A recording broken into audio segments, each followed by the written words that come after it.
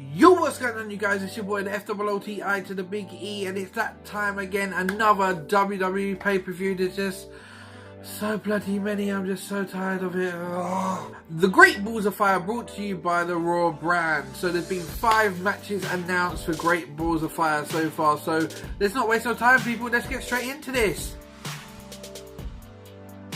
The first one I want to talk about is the WWE Cruiserweight Title match between Champion Neville and the #1 contender Tozawa. Now, I like Tozawa and I like Neville. Can I see Tozawa going over Neville? Honestly and truly, I don't think so. As much as I like Tozawa, and obviously he's got this whole thing with the Titus brand going, but he's got great momentum at the moment, Tozawa going into it, so you just never know. WWE might put the title on him and run with him for a little while, but I think it just would be a disrespect to Neville, who's done so well in the last couple of months since becoming Cruiserweight Champion, done so well with his character, for him just to lose the title now to Tozawa. But hey, if it goes to Tozawa, I won't be too disappointed, but I'm going with my boy Neville to retain and be your Cruiserweight Champion at the end of the night. Let's just move on, people. Next I'm going to touch on is a match between Alexa Bliss and the #1 contender Sasha Banks, who won the Gauntlet match on Monday Night Raw a couple of weeks ago. This one I'm really looking forward to. If you guys follow my videos, or my wrestling ones at least, you will know that I'm very high on Sasha Banks. I very much like Sasha Banks, and you know I'm very high on Alexa Bliss. I'd love Sasha to win, but it's not going to be the case. I think Sasha deserves to have a good, long, decent title run, but Alexa Bliss is carrying the title well at the minute. From talk, it is going to be Alexa Bliss, Nia Jax at SummerSlam, so they're not going to take the title off Alexa Bliss this close to SummerSlam if they wanted to run with Nia Jax, but this match should be really good. Sasha Banks can wrestle really, really well. Alexa Bliss can wrestle really, really well. This should be a great classic matchup. There are good matches done on NXT, and I'm expecting big things from this match. And the women's division at the minute is booming. Obviously you had 3 different shows, SmackDown, Raw and NXT this week, all main evented by the women, so the business is booming for the women at the minute, and Alexa Bliss to be your reigning and defending champion at the end of the night, people. So let's just move on. Now this next one I'm really looking forward to, because you guys know how much I love Bray Wyatt. I try and plead Bray Wyatt's case as much as I can in videos, and you guys know how much I like Seth freaking Rollins. So this match I'm really looking forward to. Seth versus Bray.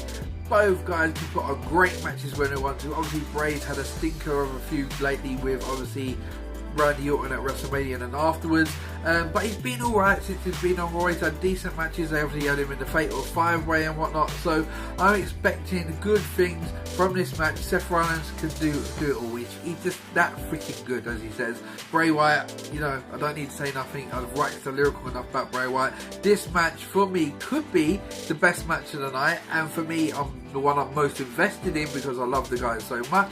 Obviously the WWE ain't going to do Bray no favours. Seth's going to be a winner at the end of the night. They're not going to put Bray over Seth. I'm sorry, Bray. I really wish they would do something with you, but it's not going to be now. So Seth Rollins to win a great matchup that I'm going to be fully invested in between Seth Rollins and Bray Wyatt. So the next one I want to touch on is the big ambulance match between the monster of my men, Braun Strowman and Roman flipping Reigns. So this one, I hope they keep on pushing Braun, making him really strong, and he goes over Roman and destroys Roman Reigns.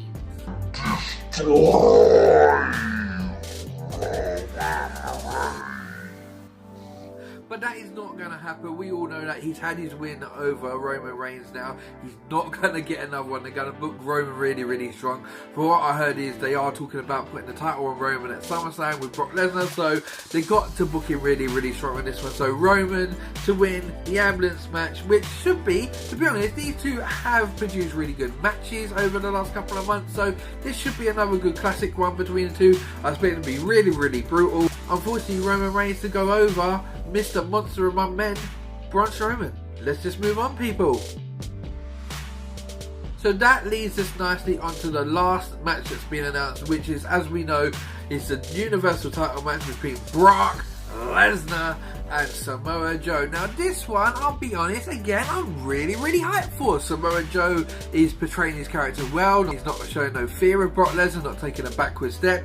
He's beat up Paul Heyman, he's beat up Brock with a blindsided attack. I don't actually know who the heel is going to be in this one, because at the minute the fans really love Brock, and the fans I think are really loving Samoa Joe with everything, so this one should be great. Now, to be honest, this could potentially headline a WrestleMania. It is that big of a match, you know, two big wrestlers with Samoa Joe can go and Brock Lesnar can go. This is actually a really big match, and I'm surprised it's being done on a B show, but it is one that will absolutely get the fans excited and get them invested in, which it has done, because it shows that the segments that they're doing at the minute are really over. But it's going to be Brock Lesnar to come out on top, be your Universal Champion at the end of the night. I submit Samoa Joe to look really strong in this one and give a great account of himself. I think WWE are really going to push Samoa Joe after this, even if it's not in the main event picture. I think Samoa Joe will come out of this and get a great push.